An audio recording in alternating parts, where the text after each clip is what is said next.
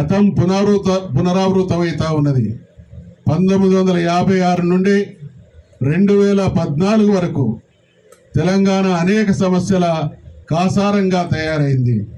2014లో తెలంగాణను సాధించిన తర్వాత మన నాయకుడైనటువంటి కేసీఆర్ తెలంగాణ సాధించబడే వరకు తెలంగాణ అంటే కరెంటు ఉండని తెలంగాణను చూసినాం, తెలంగాణ అంటే సాగునీరుండని తెలంగాణ చూసినాం, తెలంగాణ అంటే తాగునీరు ఉండనటువంటి తెలంగాణను చూసినాం, తెలంగాణ అంటే రోడ్లు ఉండనటువంటి తెలంగాణను చూసినాం, తెలంగాణ అంటే బడ్జెట్ కేటాయింపులు లేనటువంటి తెలంగాణను చూసినాం.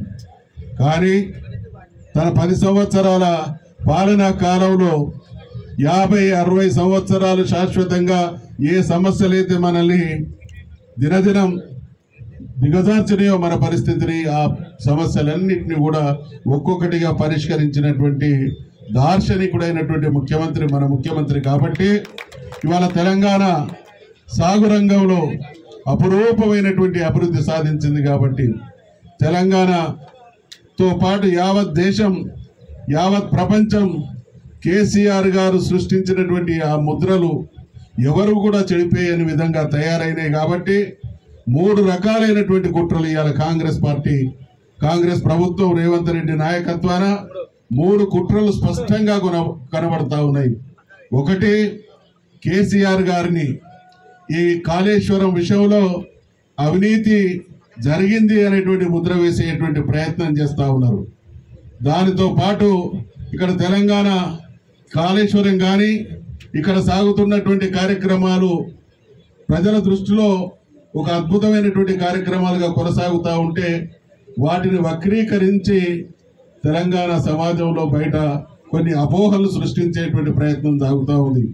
వారి అసమర్థతను కప్పిపుచ్చుకోవడానికి పాలన చేతగాక 16-17 మాసాల కాలంలో మరి అభివృద్ధి బ్రహ్మాండంగా అనుభవించినటువంటి తెలంగాణను మళ్ళీ ఆగం చేస్తున్నటువంటి వారి నిర్వాకం ప్రజాక్షేత్రంలో చర్చించబడుతుంది. కాబట్టి దాని నుండి ప్రజల దృష్టి మరల్చడానికి ఈ రకమైనటువంటి ప్రయత్నాలు కొనసాగుతూ ఉన్నాయి.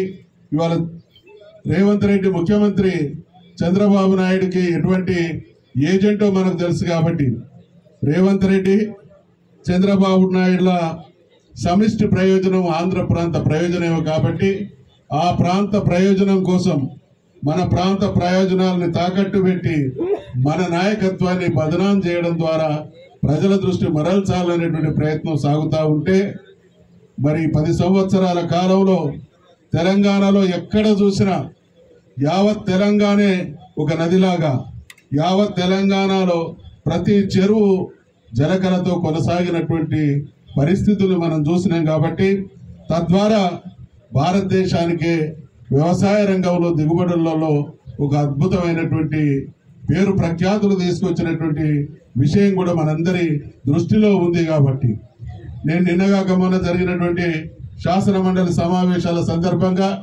ముఖ్యమంత్రి గారి గురించి మాట్లాడుతూ ఒక మంత్రి ప్రపంచంలోనే ఈ రాష్ట్రానికి గౌరవ ప్రతిష్టలు పెంచేటువంటి ప్రయత్నం చేస్తూ ఉన్నారు అని అంటే, మీ ముఖ్యమంత్రి ఎటువంటి గౌరవ ప్రతిష్టలు తెస్తా ఉన్నారో మాకు కూడా తెలుసు.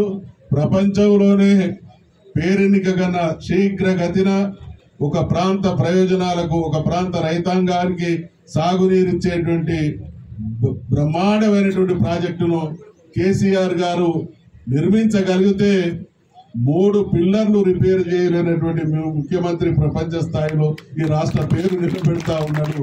ఇది చాలా మీ ఘనతకు నిదర్శనం అనేటువంటి విషయాన్ని వారి దృష్టికి తీసుకొస్తే సమాధానం చెప్పలేనటువంటి పరిస్థితి.